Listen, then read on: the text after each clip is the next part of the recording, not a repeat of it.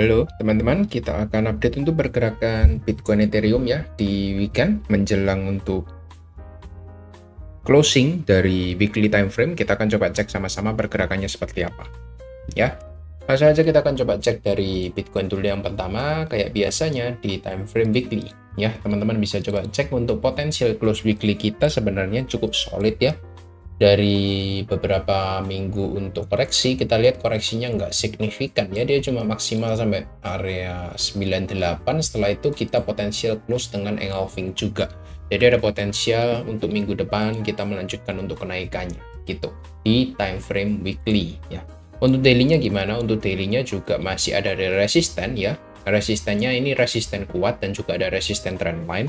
Ekspektasi saya masih bisa koreksi dulu ya untuk sementara waktu, dan ya kita lihat per jam 3 sore tadi sampai jam 7 malam kita ada push naik ke atas, breakout dari area konsolidasi yang terjadi selama beberapa hari. Tapi yang perlu teman-teman notes di sini bahwa konsolidasi kita ini breakoutnya nggak dengan volume yang besar ya. Teman-teman lihat ya, ketika dia breakout dibandingkan dengan momen-momen sebelumnya di sini, ini breakout ya teman-teman, lihat breakout.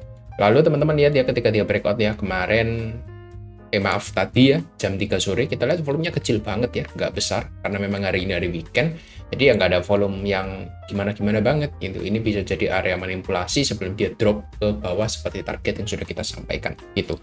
And then invalidasinya gimana? Invalidasinya mungkin kita harus tunggu hari Senin ya. Kalau menurut saya, kita masuk hari Senin, kita breakout dengan volume yang valid, maka bisa kita katakan skenario koreksi ke bawah ini invalidasi seperti itu. Dan teman-teman kalau memang suka dengan video-video saya update seperti ini, teman-teman bantu saya untuk capai 15 likes ya. Kita akan coba adakan untuk live streaming, mungkin mencari-cari setup posisi ya. Kalau memang ada potensial trade, kita akan coba jadwalkan, dan kalau memang ada posisi saya akan coba sampaikan sama teman-teman di sana gitu ya.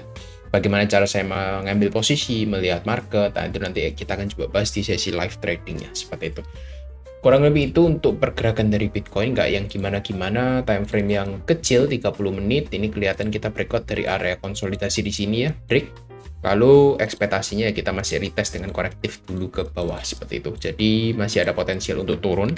Nanti akan saya jelaskan kenapa kok kita ada potensial turun seperti itu ya untuk Bitcoin. Lalu kita akan move dulu ke Bitcoin ETF ya. Untuk ETF-nya so far masih solid ya, hijau terus, nggak ada merahnya. Hitam ya, hitam ini kan inflow, jadi masih inflow terus tanpa ada rem.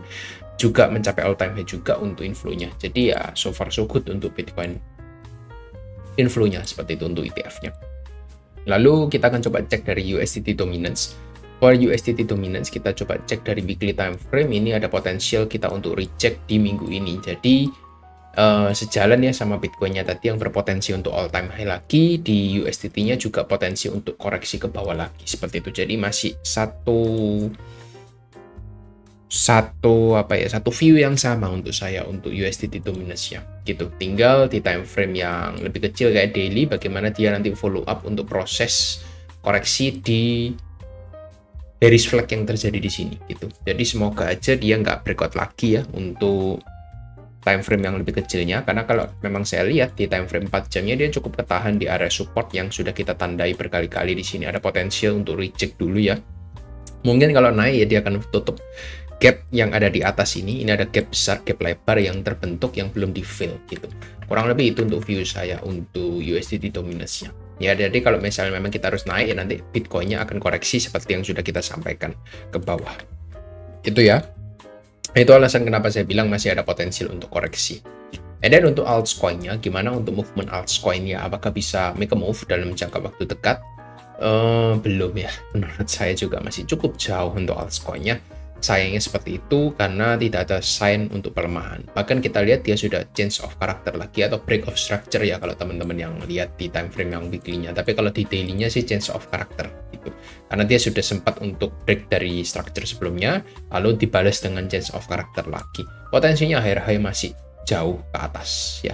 Targetnya masih ada di atas 70% kurang lebih. Itu untuk altcoin-nya masih belum bisa make a move. Mungkin Bitcoin dulu yang akan dapat flow uang ya untuk saat ini.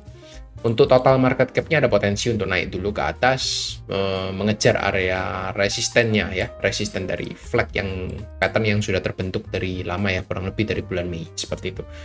Untuk others-nya juga sama, dia masih belum ada pergerakan. Others dominance-nya masih view saya masih sama ya.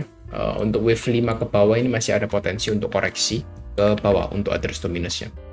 Ini teman-teman kalau lihat ya di time frame yang misalnya 4 jam, ini kelihatan banget bahwa kenaikan yang terjadi sekarang ini cuma ya kita lihat corrective wave ya sebelum dia drop lagi ke bawah untuk others dominance-nya seperti itu. Karena memang kalau kita lihat target kita koreksi sampai 7,14%, setelah itu ya ada lebih baiknya kalau kita coba cari short posisi dulu ke bawah gitu. Karena memang pattern-nya masih lower high lower low ya. Kurang lebih kalau saya lihat ada potensi nanti dia membentuk kayak ini. Mirip-mirip seperti ini, setelah itu dia drop lagi ke bawah seperti sebelum-sebelumnya. Ya, masih lower low terus itu. Untuk Ethereum-nya gimana? Ethereum-nya masih terkonsolidasi di area support ya. Teman-teman lihat di time frame yang bentar ya. Kita akan coba hapus dulu. Nah, di time frame daily, teman-teman bisa coba cek untuk daily time frame-nya, kita masih ketahan di 2400-an sebagai area support ya. Sempat fake out, lalu dia kembali konsolidasi di area support-nya. Nah, ini semoga kita bisa nyatakan ini sebagai fake out gitu ya. Karena kalau di weekly, teman-teman bisa coba cek, ini fake out sebenarnya. Karena dia cuma close di bawah sekali, setelah itu naik lagi. Close di atas 2400 secara weekly time frame-nya. Jadi ya, kalau teman-teman lihat, ya ini bisa dinyatakan break retest untuk lanjut naik lagi. Semoga naik lagi itu bisa tembus dari trendline yang sudah kita gambarkan ya. Trendline-nya di mana ya? Trendline ini untuk weekly time frame-nya.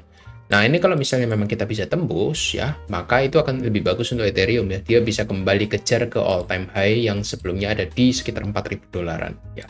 Itu untuk Ethereum untuk skenario optimisnya. Skenario negatifnya ya kita nanti recheck lagi untuk fill gap yang ada di bawahnya. Untuk di daily time frame-nya. Gap-nya di mana? Ya, gap-nya yang ada di box warna hijau ini.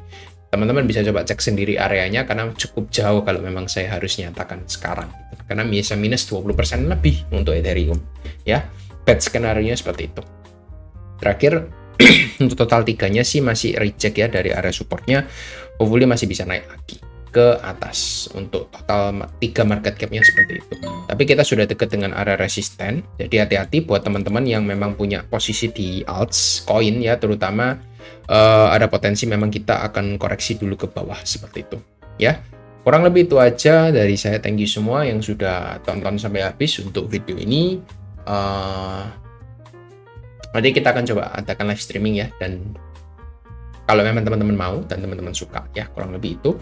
Dan disclaimer on, semua informasi yang kita sampaikan bukan ajakan beli dan juga jual, jadi teman-teman harus analisa ulang lagi semuanya secara mandiri ya. Kurang lebih itu, thank you semua dan bye-bye.